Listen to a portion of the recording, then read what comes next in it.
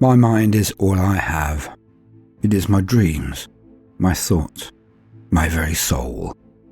And I am about to have it desecrated, mutilated, and parts of it cut out. And I have never been happier at this prospect than any other in my life. I yearn to be altered so. I stand in an interminably long queue of my fellow humans. With each step I get closer to the moment, the blessed time when I can have my mind wiped. The thoughts, sensations, memories of sights, smells and sounds of these last days removed. I want to push everyone out of the way and charge headlong to the front of the queue. I want to shout, to scream that I should be next, to be free of these dark memories and apparitions that haunt my every second. I cannot even bear to close my eyes, as the memories, the images, are scorched onto the back of my eyelids like a dark tableau of atrocities against the Emperor, against sanity, against every law the mortal realms obey. But I see the same desperation in the eyes of all around me, all those ahead of me, all those behind me. We are all of one mind, one goal, one purpose. To have the knowledge burned from us so we can rest again. So we can go back to thinking and believing in a world of good, a world of safety, a world that is free from the horrors we have witnessed. To return to the bliss of ignorance.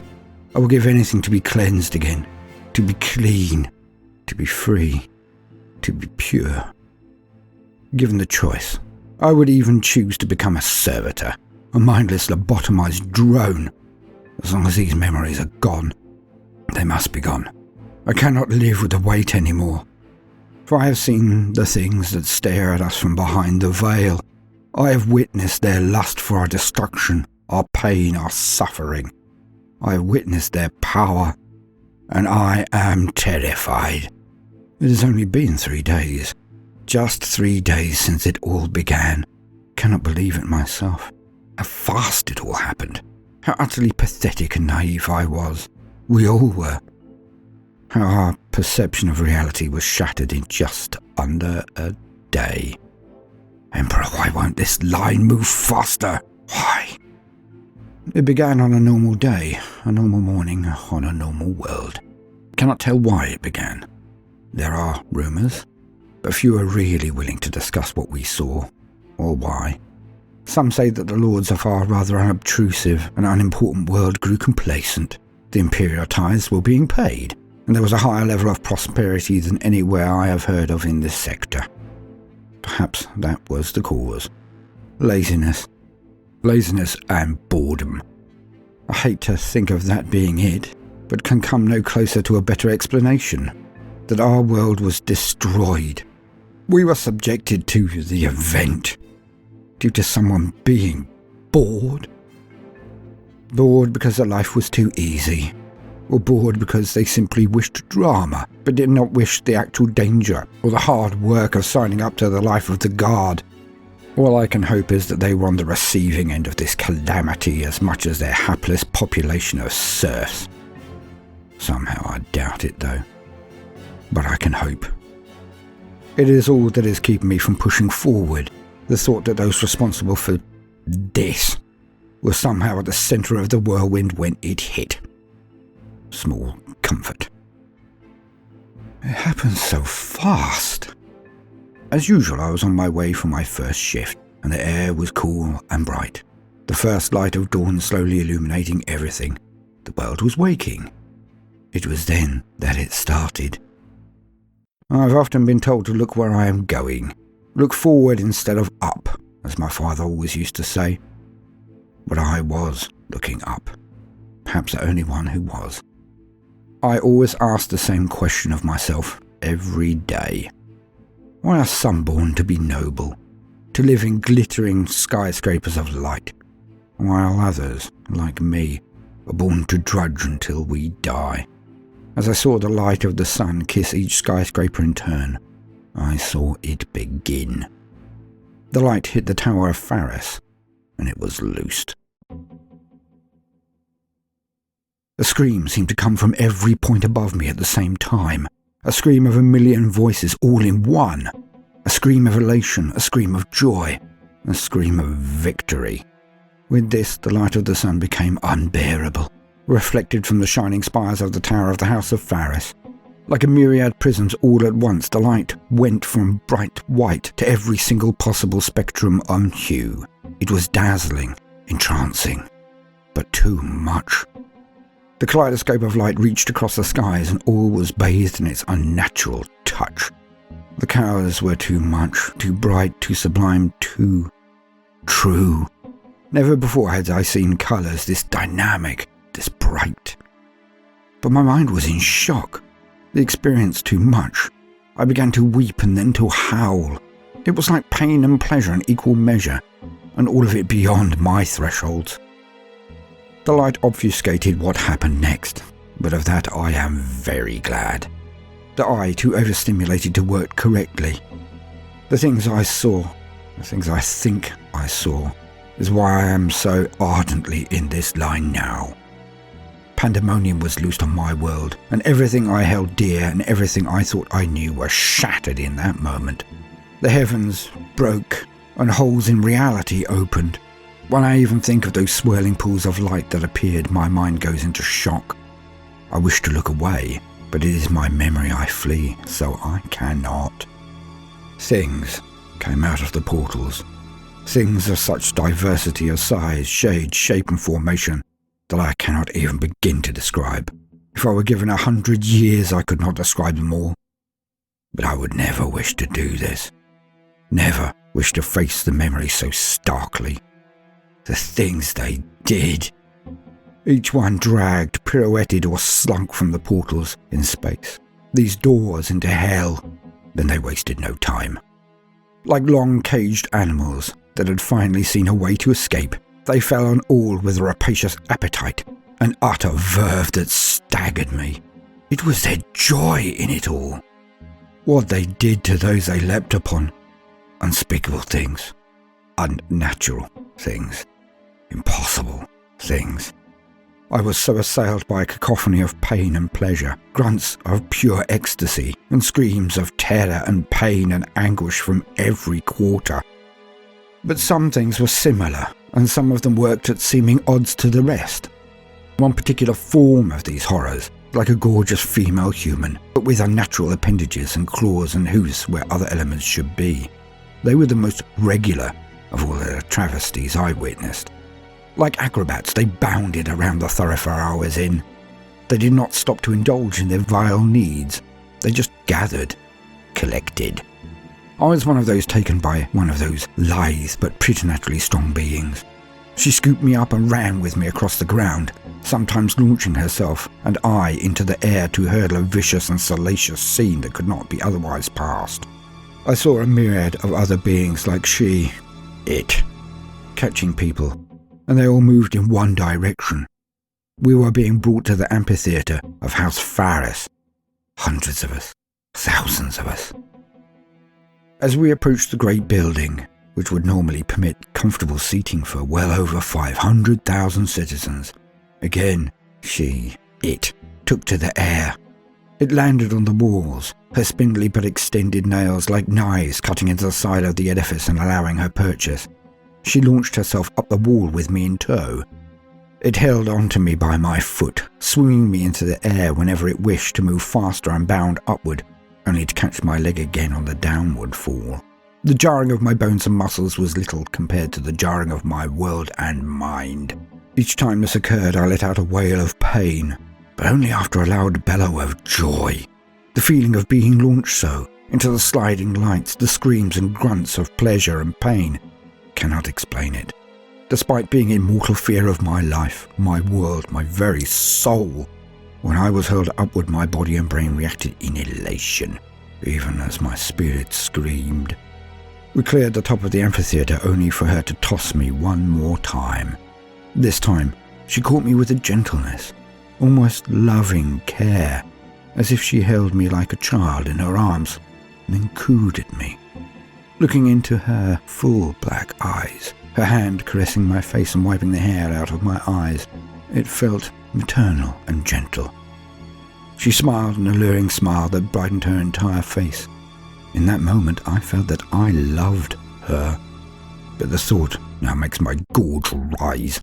My stomach rebels at the very thought. So alien. So corrupt. Yet in that moment I felt under her protection and thankful for it. But it was not to last. Its face went back to a mask of terror and rage as she dropped me into a chair and placed her hand on my head, her claws entirely circling my skull. She then twisted my head and forced me to look down into the centre of the theatre. My eyes locked onto the spectacle that was occurring so far below me, yet so clear despite the assault of colours and images. I was rapt. I did not even notice when her clawed hand was removed from my head, and I was simply left there like a puppet. I could not move. I could not look away. I could not escape. I was not even able to blink. My mind screamed. My body wished to close tight the eyelids that would prevent me from witnessing what was occurring below, but I could not. Days passed. I felt my eyeballs dry, and the pain of the constant crying made me feel like I would dehydrate before it was over. So intense was the experience. But I watched for days. The acts of debauchery, degradation that I was forced to endure. At points I was titillated to the excruciating levels, only wishing to be involved in the smallest, most simple way, wishing so hard to be at the centre of the debacle that was going on. But at others I was repulsed as I had never been repulsed before. Inside I was screaming. It was simply not possible to endure this scene and retain sanity. It was too much, too unspeakable, just too much. The thousands, or even hundreds of thousands, who used up in these twisted events I could not even count. But that is when it changed. When my mind was not only wishing for this to continue instead of stop, but more than this. When my mind was cheering and wishing for ever more extreme activities to occur. When I was actively wishing for this to never end and for it to only become darker and darker. That is when it changed. Somehow I believed that the acts I saw were all leading to this point. It was as if the hatred, pain, pleasure and lust that was unfolding before me somehow was feeding something. For the performance came to a crescendo. After this point a great thing arrived. A being. A rent in space like the others I had witnessed before, but of a scale much greater, tore itself into existence. From the centre of this rent in space, with colours and sounds even more intense than those I had already been subjected to, something seemed to force its way into existence. Like a birth, there was a bending of the light, like the real world was somehow trying to push back and prevent this thing from coming through. But reality was not the winner in this struggle. As the light bulged and eventually a sucking pop rang around the amphitheatre, followed immediately by a cacophony of screams, something took form. It started as a gas, a ghost at first, but the gas, the energy, filled in a shape, a form that became colossal in size and then solidity, brilliant with light and power. The entire smell in the amphitheatre also altered, from acrid to stifling, to pleasurable, to intense. Like the huge thing gave off some airborne narcotic. But there was nothing natural about any of this, I was sure. It had arrived. Somehow I knew that it was their master, them being the things that had captured and raped our world and every living thing on it. It was their lord. The scream resounded across every chair, every glistening eye and statue-like watcher. But as the scream ended its first rotation, for there would be many more crashing across us like waves, everything changed again. There was a burst of light, 5 to be precise, but they were not blinding and not multiple hues. It was white light. It was pure. And they were there, all standing at cardinal points around this great thing of evil. The figures were clad in silver armour that reflected only white light, pure light, not the myriad hues and colours that surrounded them on all sides. The being at the centre, that which had been summoned into this reality, reacted with a baleful bellow of fury. Thus was battle joined. Not that I could describe it. or explain it. The 5 warriors were dressed in the armour of Space Marines, the Starties, but they did not seem like they do in the vids. They wielded weapons that glowed and crackled as if alive, each one shining like a lighthouse in a storm.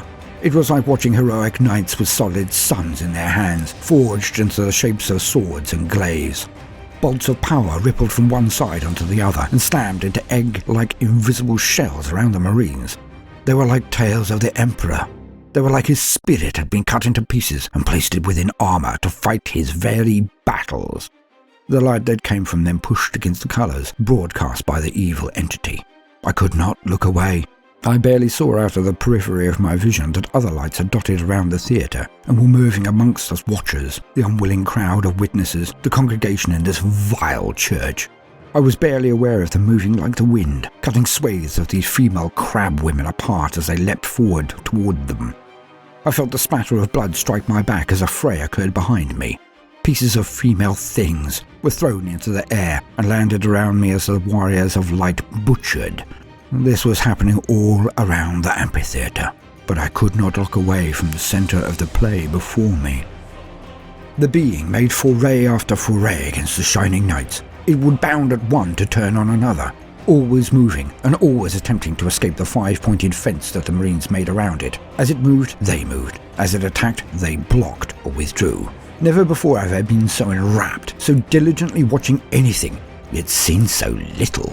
The speed of their moves was like unto a dance, but the central dancer could not escape their support.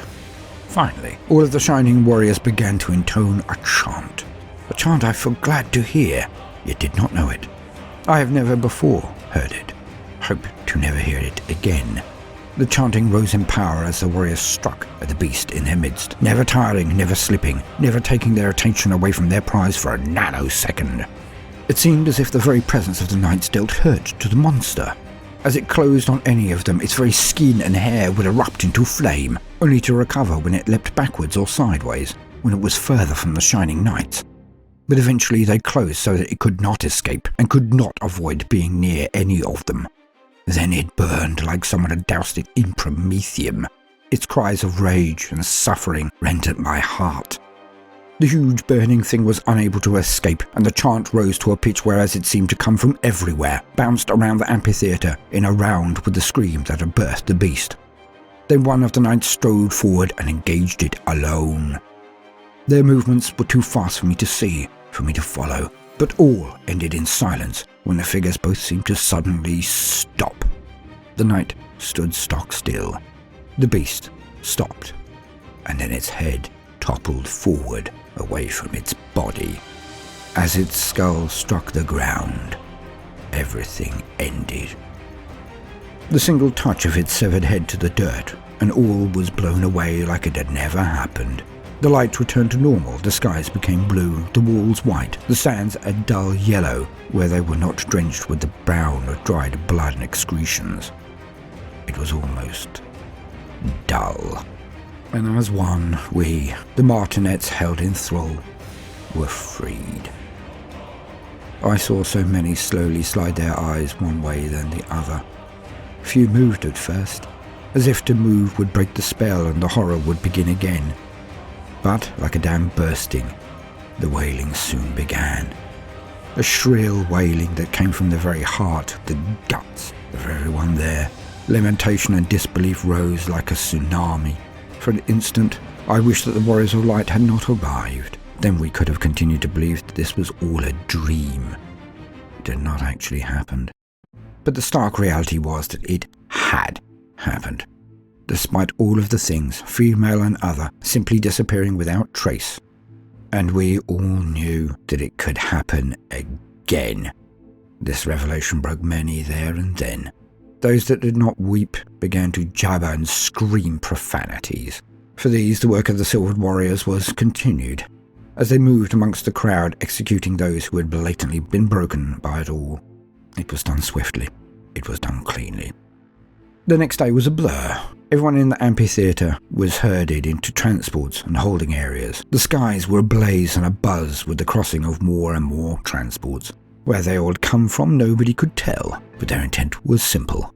All who had survived this event would be gathered We did not know why then, but it was soon revealed to us that, for the protection of our souls, we could be cleansed. We could be purified by the warriors of light. They would burn the memory from us.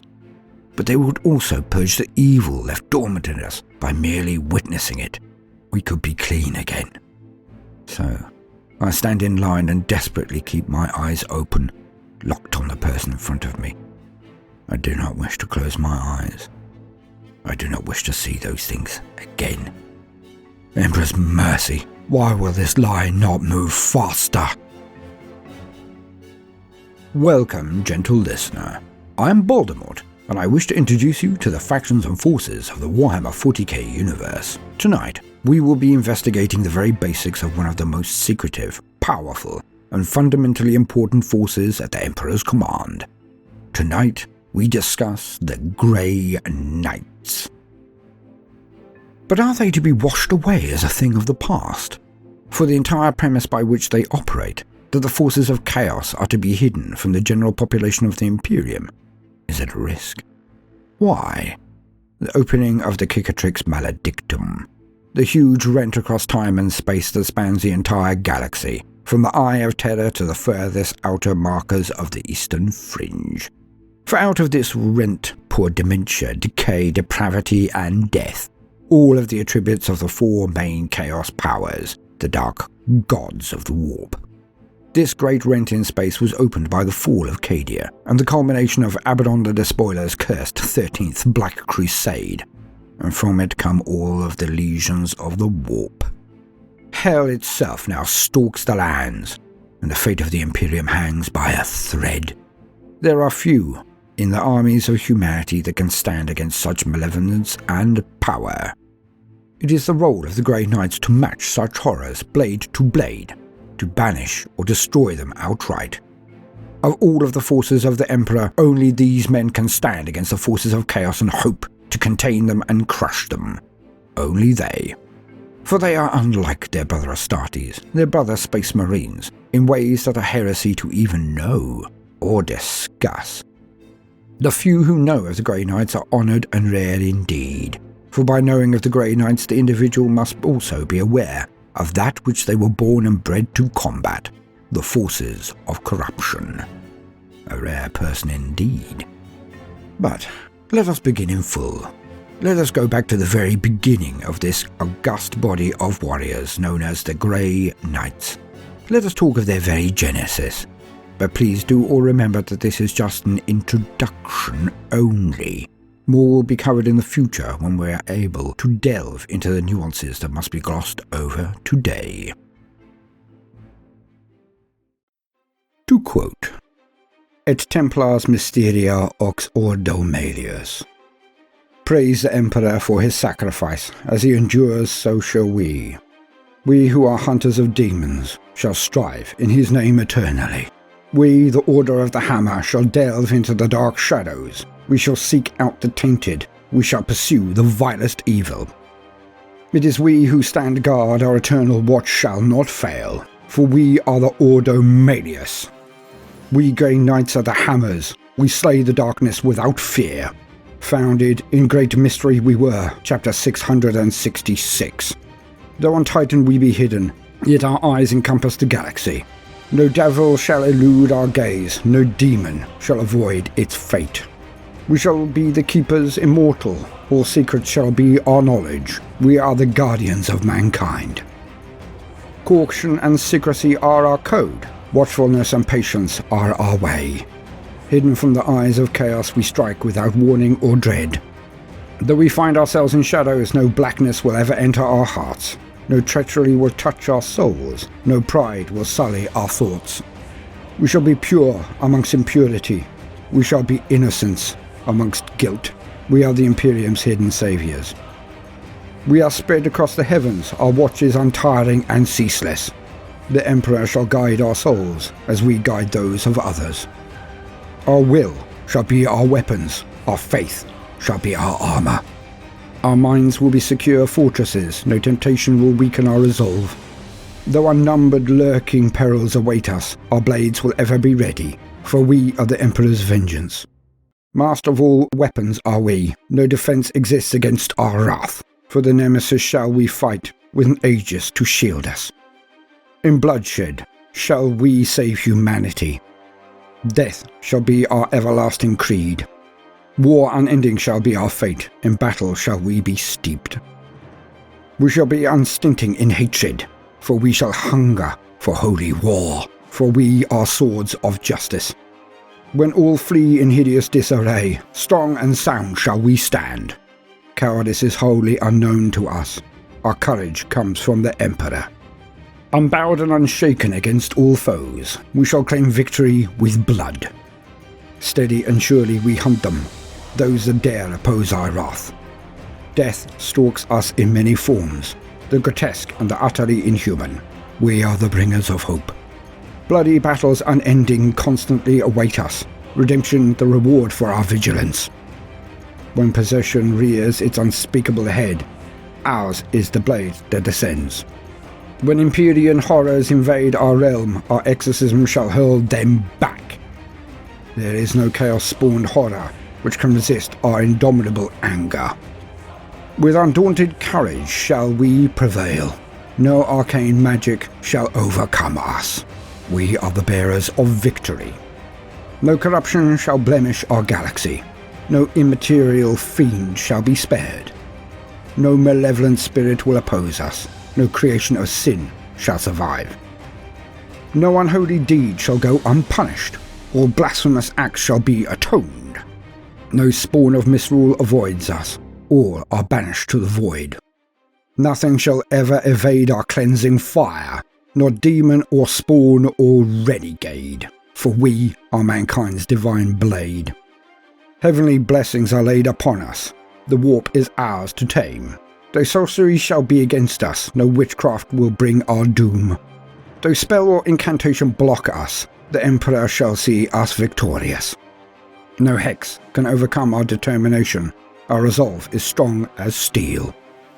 Sigils and wards watch over us. Prayers shall serve as our guide, for we are the Emperor's chosen. There is much darkness awaiting us, yet the Emperor lights our path.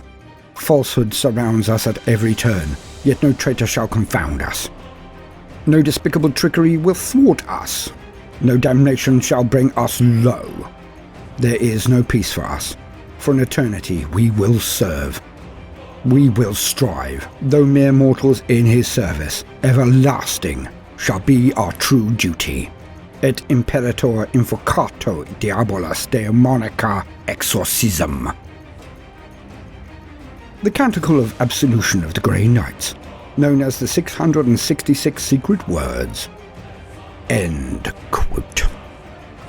So, who are the Grey Knights? What do they do? And how did they come about? The Grey Knights are among the most rare of beings in the Warhammer universe, for even the Custodes are 10,000 strong in number. This chapter adheres to the limits applied to all Starties by the Codex Astartes, despite it having no bearing on them whatsoever. But they are still, technically, Astartes, Space Marines. I say technically for good reason, for they are as unlike their brethren Space Marines as is possible. This comes not only from their role, their training, the abilities they wield, their equipment, but also from the very blood that flows through their veins, the very implanted organs that took mortal humans and forged them into something more, so very much more. Each of the Space Marines, the Adeptus Astartes, has one thing in common, one thing that unifies them. They are children of the Emperor. Yet it is more accurate to call them grandchildren of the Emperor, for his sons were their Primarchs, 20 Primarchs for 20 legions, 21 if you include the twins who were, or are, the leaders of the Alpha Legion. Each Space Marine has parts taken from their Primarch's DNA, additional organs grown from the genetic stock of their Primarch and then implanted in the human. Hence Marines are all gene grandchildren of the Emperor. But this is not so for the Grey Knights. For the Grey Knights have organs implanted into them like any other Marine, have test upon test placed on them, even more so than any other Marine. But the origin of their gene seed is not a Primarch. The Grey Knights are not like their brethren, and not really comparable due to one simple fact. One huge difference. The gene seed of the Grey Knights comes directly from the Emperor himself. The blood that flows through their veins, the organs inside their bodies, the powers gifted them, all stem directly from the God Emperor of mankind. They are beings of a different order. The differences between a Grey Knight and a standard Astartes, if there is such a thing, are massive. The Grey Knights are incredibly powerful psychers, every single last one of them. The gene seed of the Emperor has gifted them with abilities that would be the envy of even an ancient and formidable librarian. Yet any Grey Knight would outstrip them in sheer power as much as a star would eclipse a candle. More than this, the Grey Knights have taken on some of the purity and the will of their gene father, the master of mankind. Thus it is that of all of the groups, legions or chapters of Space Marines, only the Grey Knights can state that never, not once, has any single member of this order fallen to chaos or corruption. In 10,000 long years of warfare, of temptation, of confrontation, staring wide-eyed into the abyss itself, not one of these warriors has even for a second broken or bent. None have ever forsworn their oaths, nor their fealty to the throne. But why was this one chapter, this one group of candidates for Space Marine status bequeathed such a legacy? Why did they come into existence? For this, as with so much of the present setting, we must go all of the way back to the time of the Horus Heresy, the dawn of the Imperium. Horus Lupercal, the most favoured son of the Emperor, had gone into open rebellion and corrupted a full half of his brothers to his cause. He was, of course, just a puppet. Those pulling the strings were the corrupting powers, the four main gods of chaos: Khorne, Nurgle, Tzeentch, and Slaanesh. With his Emperor, his Imperium ablaze, and his son coming to knock on the very gates of the Holy Palace on Terra, the Emperor was forced to take action. He knew that the outcome of the battle before him was dire, and it was intensely likely he would not be able to lead and shepherd his people, humanity, thereafter. And when a psyker of this power has a feeling, then they are usually right. The Emperor thus gave a mighty quest to his oldest and closest ally, his one confidant in all of his life, Malcador the Sigillite, the man who would ever be seen as the left hand of the Emperor. Assuming that he and his loyal sons would somehow win out, the Emperor tasked Malcador with finding individuals who could be used as a core to a new force, a new order. An order dedicated to searching out and eradicating the forces of chaos wherever they may arise, whomever they may possess. Malcador was tasked with finding men of supreme ability, resolve and integrity, the rarest of jewels in the rough, as one might say. Malcador was to find not only humans, but also Space Marines who met this criterion. They would need to be loyal to a point of fanaticism, would need to have the individual self-worth and strength to never be tempted onto the path of darkness, no matter the situation they found themselves in. They would need to be as inured to the powers of chaos as was possible in a human being. Each was to be, quite literally, 1 in a billion. Malcador the Sigillite was tasked with this endeavour, as he was not only the most wise and able of all of the Emperor's many attendants, he was also the most gifted psycho of history, second only to the Emperor of mankind himself. Malcador could be trusted to be discreet, could be trusted to be indefatigable, and could be trusted to never fall to the many wiles of the dark gods. He could read the minds and hearts of any he met, could judge not only their outer facade, but their inner worth and potential. And so he set forth from Holy Terra, the cradle of humanity, and the throne world of the Imperium of man. He searched and scanned, found and discarded many, but eventually returned home to Earth, to Terra, with his chosen few. Malcador presented his hand-picked dozen men to the Emperor. The Emperor knew that the choices had been good, and the character and ability of these 12 men was second to none. In a time of legends, they were heroes. The names of Garro, Janus, and Loken even then resounded with glory. 4 were mortal men, 8 were Starties. The 4 men were tasked with the creation of the Holy Inquisition. They would be inquisitive minds, yet made of adamantium. They would go on to create the base framework of the Inquisition. I shall go into more detail in a future entry, but for now, the Inquisition are those fanatically pure and driven humans who search out and confront all forms of heresy and evil that might threaten the Imperium of mankind.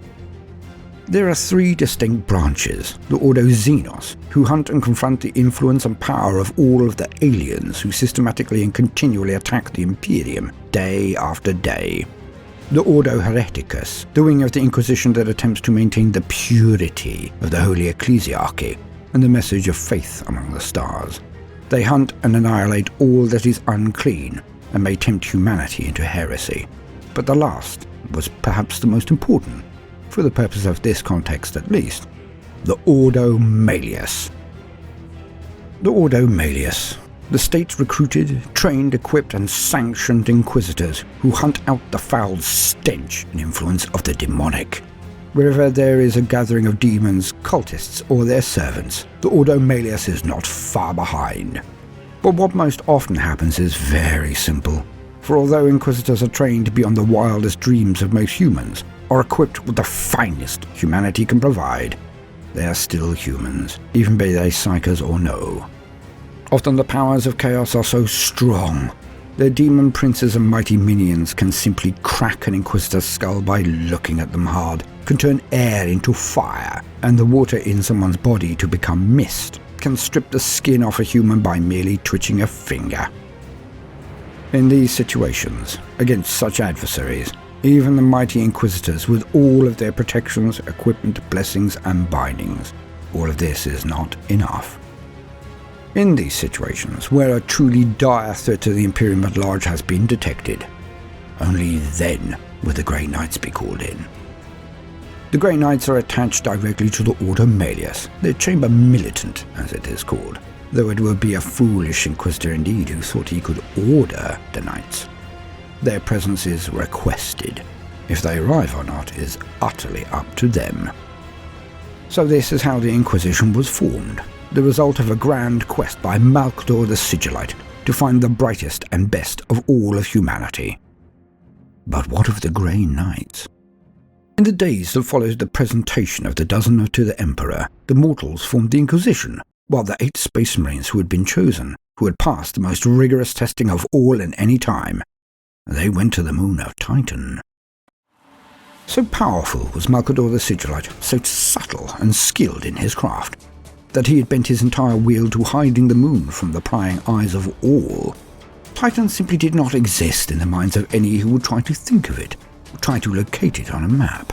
Their eyes would slide past it, if they were at a telescope, or even looking out of the viewport of a vessel passing it.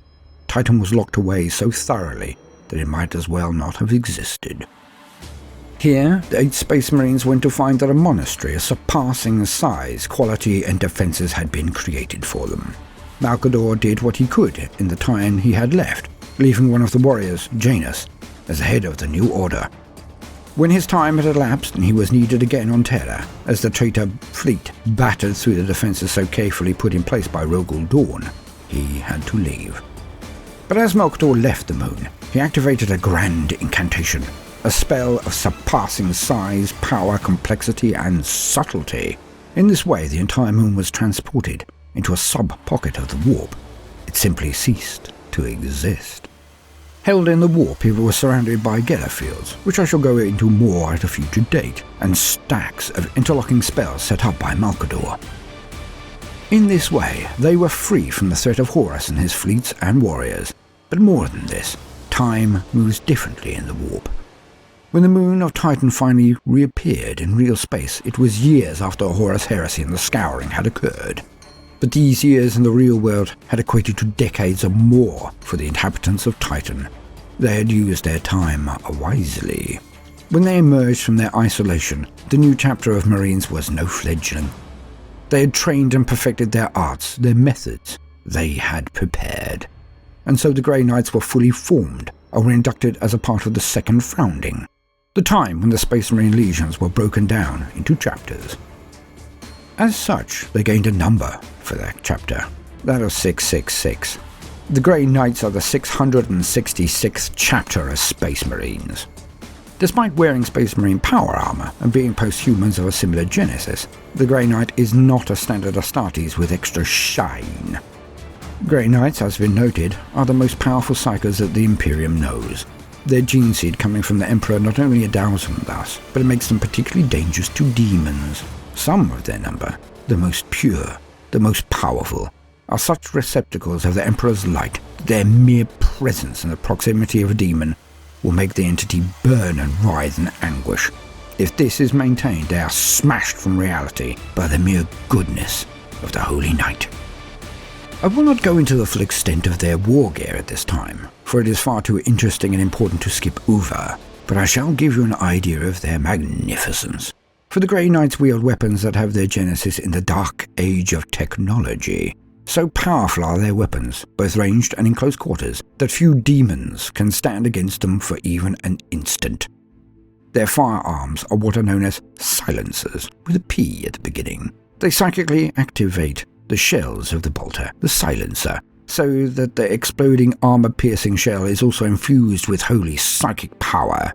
Thus are they also inscribed with runes of power that allow them to pass through warp-borne shields and armor like they were not even there.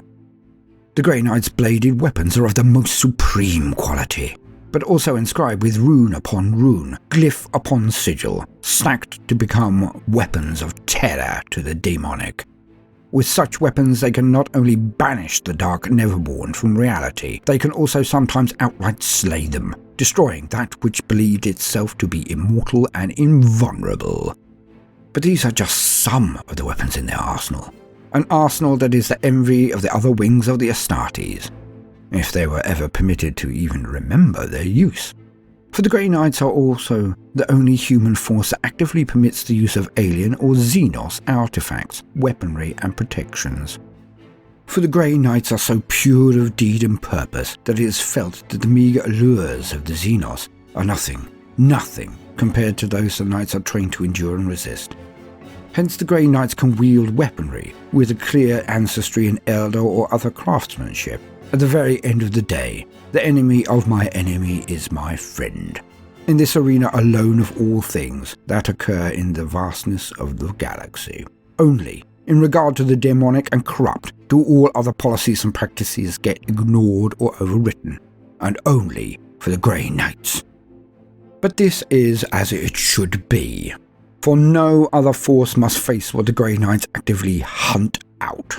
None other can be called to such peril and have such high cost attributed to their success or failure. For if a force of Grey Knights arise and is not victorious, it can lead to entire swathes of the galaxy falling under the influence of the dark powers of chaos. The Grey Knights must not merely have an exceptional success rate, they must succeed every single time.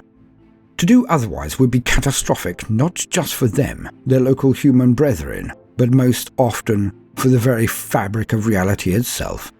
For none now know if the Cicatrix Maledictum is the end of the contagion of chaos, or if it is but the first stage in the total merger of the two again, the Materium and the Materium, the real world and the warp.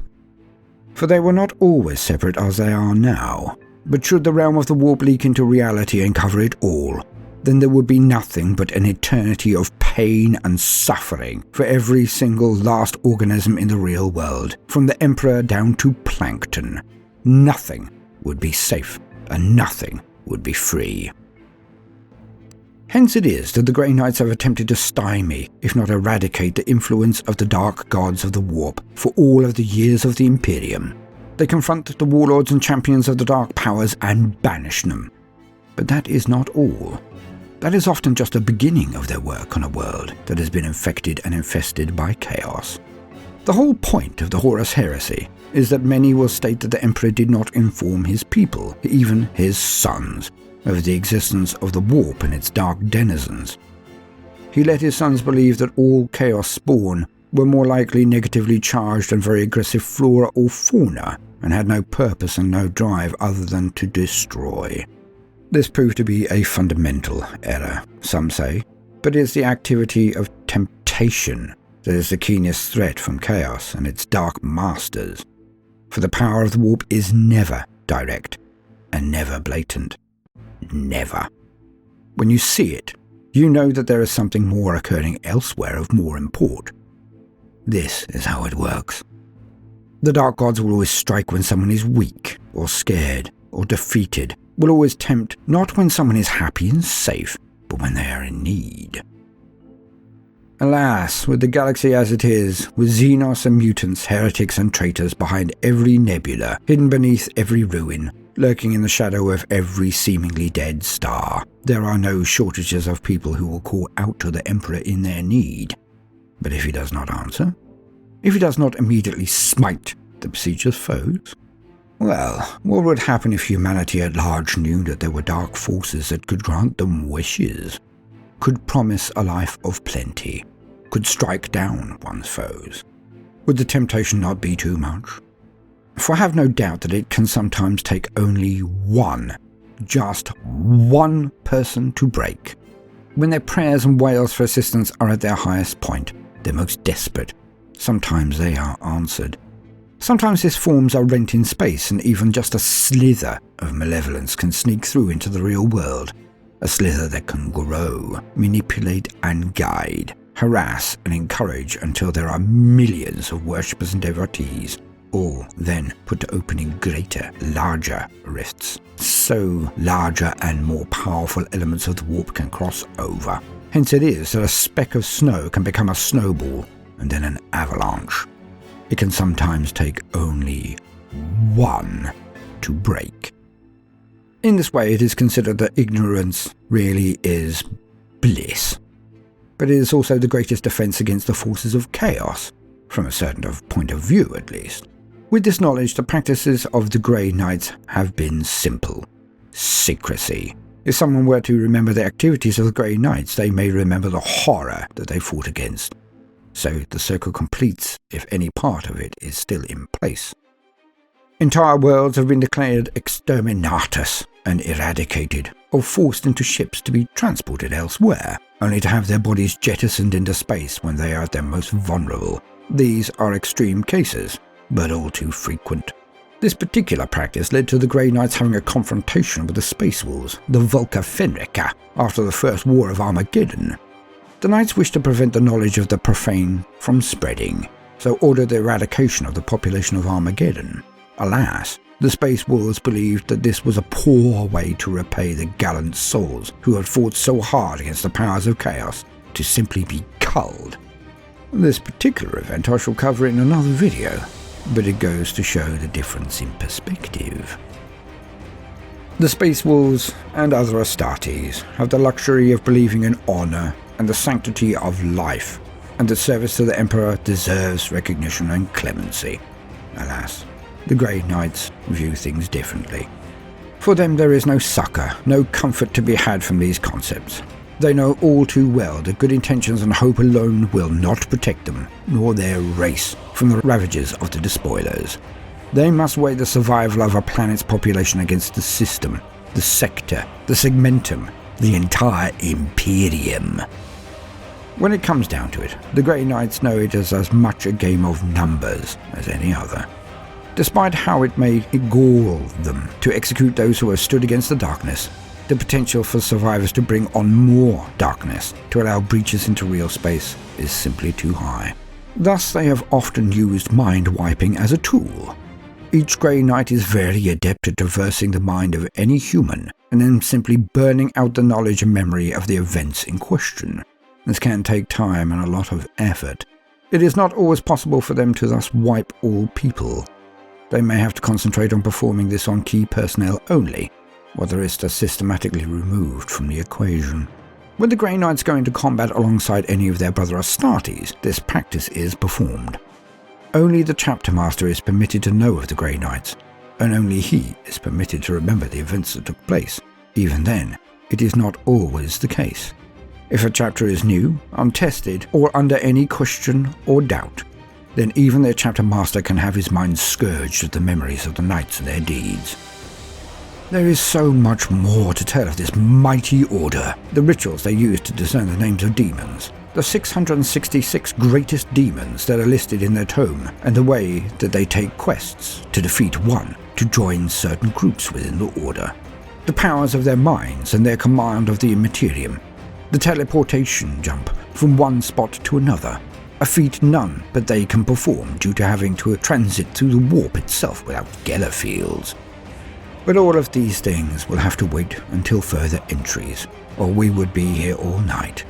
Truly the Grey Knights are like walking into a Crowley work or a medieval sorcerer's tower, for they are positively dripping with wards, runes, glyphs, incantations, and the uses of true names and exorcisms. The war they wage is far more of the will than the matter, yet every confrontation must end in the use of weapons of war. But here is where we come to the conclusion of my introduction. The question I posed at the very beginning. Are the Grey Knights now obsolete? Is their way of acting and the entire goal of trying to keep the demonic a secret now utterly redundant?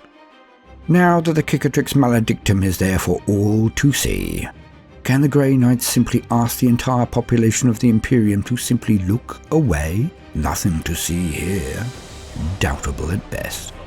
As time progresses and more worlds are assaulted by chaos warbands and beings, it is ever becoming less likely that this particular cat will stay in the proverbial bag. Add to this the recent events and the psychic awakening. Humanity has been on the verge of a mass transformation for millennia, perhaps longer. The psychic awakening has already seen entire populations of worlds bathed in chaos and come out with psychic abilities. Entire populations. That is millions and billions of lives, and each and every one of them is a potential expressway from the warp to reality.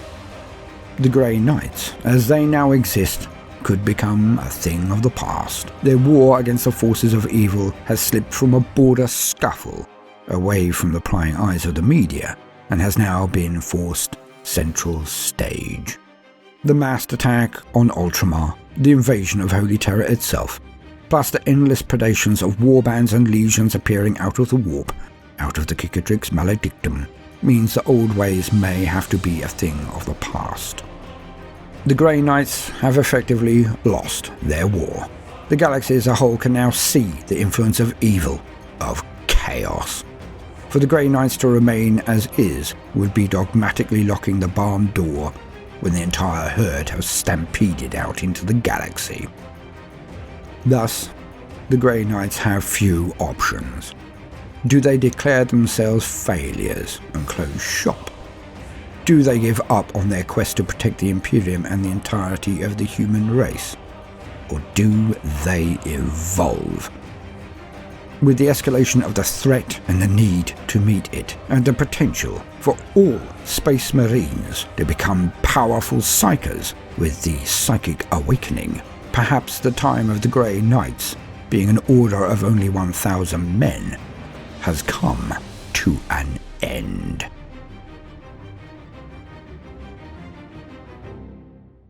I have been Baldermort, your faithful servant. If you have enjoyed my introduction to the Grey Knights, then please do consider liking and subscribing. And if you do so, please do press the alert button. I would not wish you to miss out.